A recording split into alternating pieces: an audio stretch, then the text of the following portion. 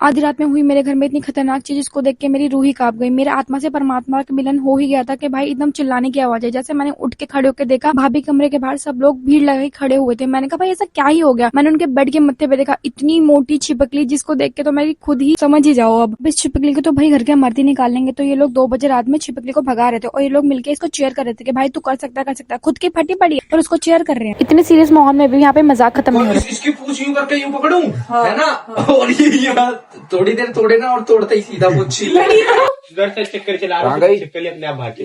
अभी तुम्हारे पास पिछले जन्म की कहानी सुनाने आई है। नहीं, अपने पहले प्यार से मिलने आई है। अब जब तक उस छिपकली को बाहर नहीं निकालोगे ना, मैं नहीं आऊंगी इस कमरे में। इतनी देर टाइम पास और मजाक के बाद भाभी को गुस्सा आ गया, तो यहाँ पे भाई सीरियस होकर लग गया था, पर यहाँ पे अंशु के फट गई थी। कल के सामने झटके से दिख गई। मैं क्या करूं? वो पहले उस साइड थी, जैसे देखो इधर की, मैंने देखा यहीं पे पड़ी थी। मैंने कहा इतने छिपकली काट रही है क्या?